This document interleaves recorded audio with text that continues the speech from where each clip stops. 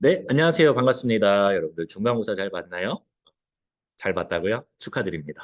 자, 오늘부터 우리가 새로운 큰 2단원 근대 국민국가 수립운동에 대해서 알아보도록 하겠습니다. 제목이 잘 와닿지 않을 거예요. 선생님이 밑에다가 시기를 써놨는데 1863년 고종, 바로 이 사람입니다. 고종이 즉위했던 해부터 1910년 일제강점기 전까지 대충 한 50여 년간을 우리가 개화기라고 부르는데 이 시기를 큰 2단원에서 12개군요. 네, 죄송합니다. 12개 주제로 한번 알아보도록 하겠습니다. 이 시기에 바로 이런 옷차림을 했던 고종이 오른쪽에 보이는 이 사진처럼 되게 멋있게 바뀝니다. 도대체 무슨 일이 있었을까요? 그거를 오늘부터 한번 살펴보도록 하겠습니다. 자, 오늘 첫 번째 주인공은 바로 흥선대원군 되겠습니다. 여러분, 이렇게 생긴 사람이 바로 흥선대원군인데 고종의 아버지죠. 고종의 아버지고 한마디로 왕의 아버지였다. 대충 한 10년 정도 정치를 하게 되는데 그 시기를 우리가 살펴보게 될 겁니다. 표정 한번 보세요. 이제 무섭기도 하고 뭔가 고집이 세 보이기도 하고 그렇죠. 무슨 일이 있었을까요?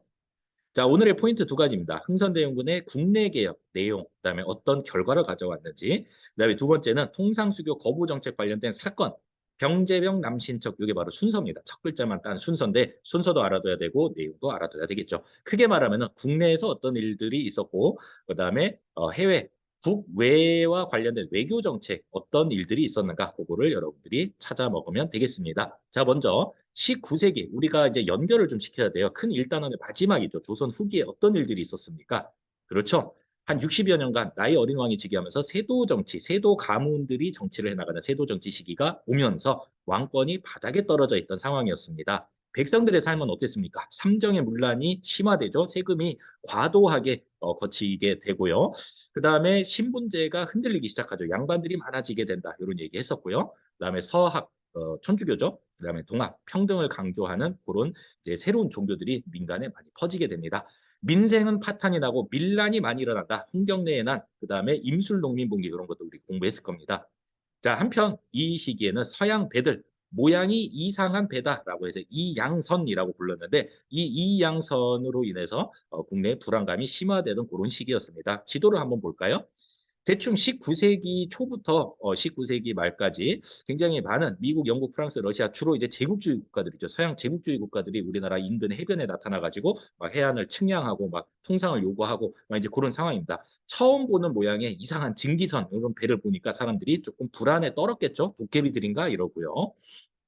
자, 이런 상황에서 나이 어린 고종이 지금으로 치면 초등학교 한 3학년 정도 됐을 겁니다. 왕위에 즉위를 하게 됩니다. 나이가 너무 어리다라고 해가지고 왕의 아빠인 흥선대원군이 대충 한 10년 정도 정치를 하게 됩니다. 여러분이 이 시기에 흥선대원군이라면 무엇을 목표로 개혁을 했을까요?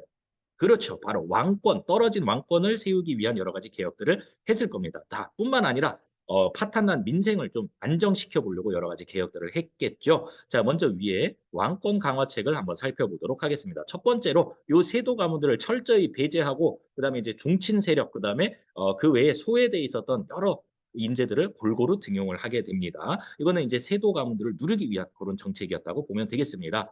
자, 두 번째로 이 세도 가문들이 독점하고 권력을 행사하고 있었던 요 비변사를 굉장히 기능을 약화시켜서 거의 폐지하다시피 합니다. 그리고 나서 이 비변사가 갖고 있던 정치적 기능을 원래 정치기구였던 조선의 정치기구였던 의정부로 돌려주고요. 이 비변사가 갖고 있었던 군사 권력을 원래 이 군사 기능을 하고 있었던 삼군부로 다시 돌려주는 그런 개혁을 하게 되는 겁니다.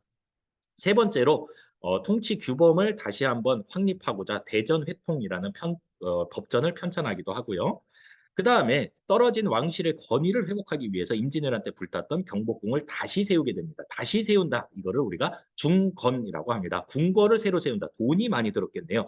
돈이 없잖아요, 조선은. 그래서 이 돈을 충당하기 위해서 흥선대원은 두 가지 정책을 취하게 됩니다. 그 중에 하나가 바로 당백전이에요. 돈이 없어? 그러면 돈을 찍어내. 어떤 돈을 찍어냅니까?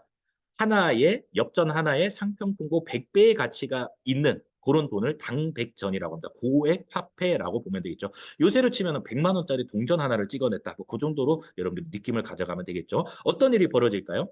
화폐의 가치가 떨어지게 되겠죠. 그 말은 물가가 오른다. 이렇게 우리가 볼 수도 있는 거예요. 자, 그 다음에 그러고도 이제 돈이 모자르니까 원납전을 징수합니다. 원납전 원래 한자는 원해서 납부하는 돈 이런 뜻이에요. 그러니까 모금을 하는 거죠, 원래는. 그래서 낼 사람 내라 이렇게 하는 건데 이게 실제로는 원하는 사람만 내지 않고 거의 세금처럼 주로 양반들한테 이렇게 돈을 뜯어갔다고 합니다. 자, 그러면서 이제 양반들의 이제 지지를 조금씩 잃어가기도 했겠죠. 자, 두 번째로 민생 안정책을 한번 살펴보도록 하겠습니다. 그중에 첫 번째, 여러 가지 비리의 온상이었던 서원들을 대폭 정리를 합니다. 여러분들 서원은 원래 살인들의 세력 기반이었죠. 그러니까 지방에 있는 사립학교였는데 여기에서 이제 이 서원들은 면세 혜택을 가지고 있어 세금을 내지 않는 큰 혜택을 가지고 있었단 말이죠. 뿐만 아니라 이제 주변의 주민들을 막 강제로 동원해서 막 공사도 시키고 막 뭐 국가도 아닌데 막 세금 걷어버리고 막 이제 이런 식으로 운영이 됐단 말이에요. 그래서 이 폐단이 많았던 서원을 대폭 정리했다. 반발들이 많았겠죠. 기득권층이었으니까 이 서원에 있던 사람들이. 자, 그리고 이 문란했던 삼정을 좀 개선해 보려고 양전, 호포제, 사창제를 실시하게 됩니다. 자, 먼저 전정의 문란을 해결하기 위해서 토지를 싹 다 다시 한번 조사를 하는 겁니다. 혹시 숨겨놓은 땅이 있나 없나 이런 식으로 해서 다시 세금을 좀 합리적으로 걷기 시작하고요. 그다음에 군정의 문란을 해결하기 위해서 이제부터는 양반들도 군포를 내라라는 호포제를 실시하게 됩니다. 이때부터 이제 양반들도 평민들처럼 이제 군포를 내게 되는 겁니다. 와, 양반들의 불만이 상당했겠네요. 그렇죠? 안 내던 세금을 내게 됐으니까요. 자, 그다음에 환곡의 폐단을 시정하기 위해서 이제는 마을에서 자치적으로 국가가 운영하는 게 아니고 마을에서 자치적으로 환곡을 운영해라. 라는 사창제를 운영하게 합니다. 자, 이 호포제로 인해서 양반층이 군포를 내기 시작합니다. 자, 이거 보세요. 호포제 실시 전에는 면제층 양반이 거의 50%였죠. 그죠? 자, 그런데 호포제 실시 이후에는 납부하는 사람들이 74%나 됩니다. 많이 늘었죠. 이 말은 무슨 말이냐? 국가 재정이 넉넉해지기 시작하고 그다음에 안 내던 양반들이 세금을 내므로써 양반층의 어떻습니까? 불만도 상당히 높아졌겠다라는 것을 여러분들이 이 표를 가지고 추리를 할 수 있어야 됩니다. 자, 여기까지 우리가 국내 개혁에 대해서 알아봤습니다. 목표는 두 가지였죠. 왕권 강화와 민생 안정. 자, 이번에는 우리가 통상수교 거부 정책을 한번 살펴보겠습니다. 이렇게 불안감이 심화되고 있던 상황 속에서 흥선대원은 통상을 철저히 거부하는 예전에는 우리가 이거를 쇄국 정책이라고 불렀는데 요새는 통상수교 거부 정책이라고 부릅니다. 근데 처음부터 흥선대원군이 통상수교를 거부했던 건 아니에요. 상황이 좀 있었습니다. 그 상황이라는 게 어떤 거냐면은 1860년에 제2차 아편 전쟁을 이렇게 좀 이렇게 잘 화해를 시켜줬다는 그런 선물로 러시아가 원래 중국 땅이었던 이 연해주 지역을 선물로 받습니다. 말하자면 중국에서 청나라가 떼어준 거예요. 그러면서 러시아가 지금도 우리나라는 이렇게 국경을 맞대고 있잖아. 처음으로 우리나라 조선이 서양 국가와 국경을 맞닿게 되는 거예요. 얼마나 무서웠겠습니까? 이 러시아 막 피부 색깔도 다르고 쓰는 말도 좀 많이 다르고 동양적이지 않잖아요. 러시아 사람들은.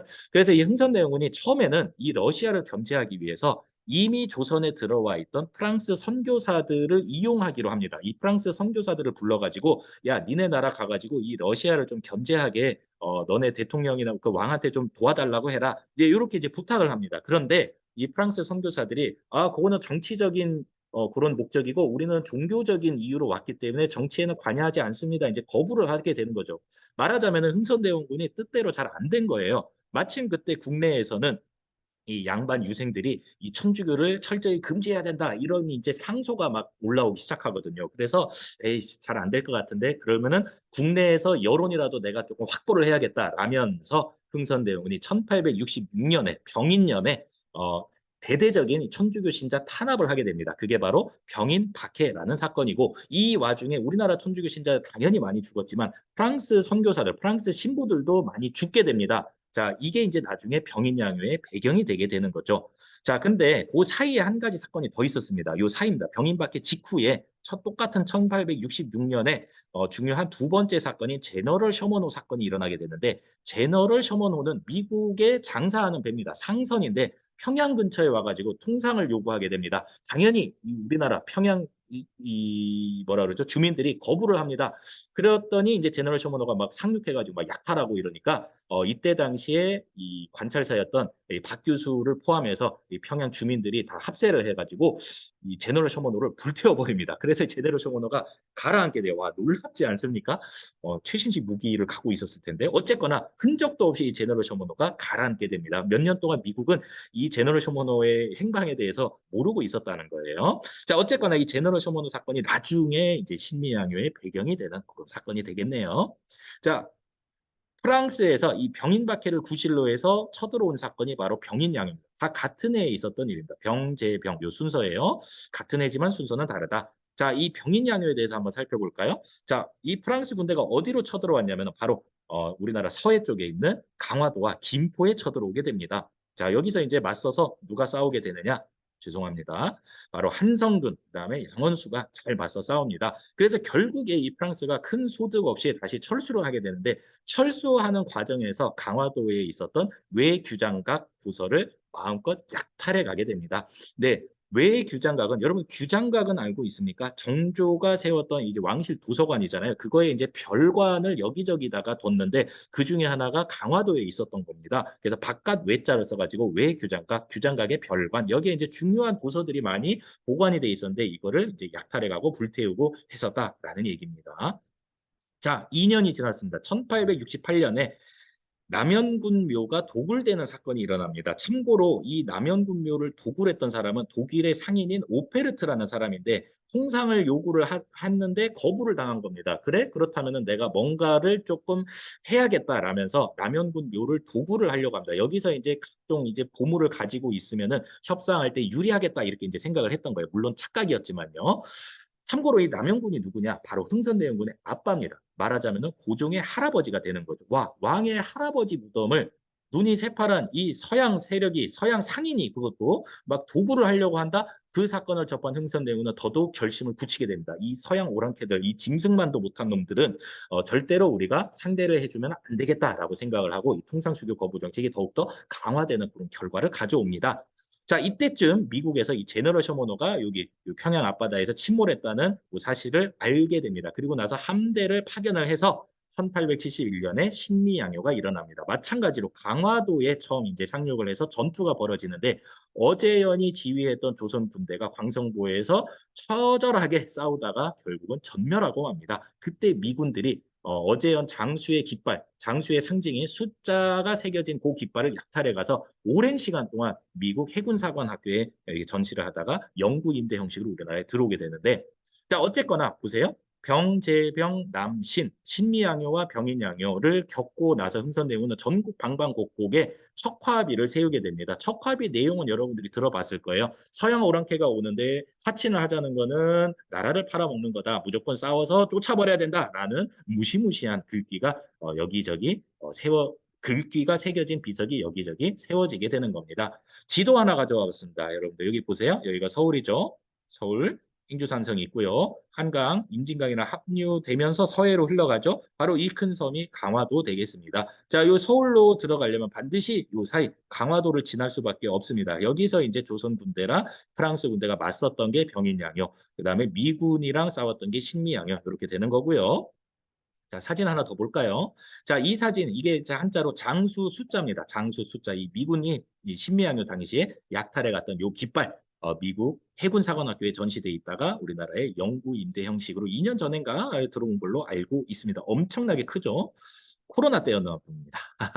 신규 확진. 오랜만에 보죠. 자, 여기까지 우리가 흥선대원군의 국내 개혁과 그다음에 대외적인 통상수교 거부 정책 그리고 그로 인해서 일어났던 일련의 사건들 한번 따라할까요? 병제병, 남, 신, 척화비까지 우리가 살펴봤습니다. 자, 그 이후에 어떤 일들이 벌어질까요? 다음 시간에 우리가 한번 살펴보도록 하겠습니다. 자, 고생했습니다. 안녕.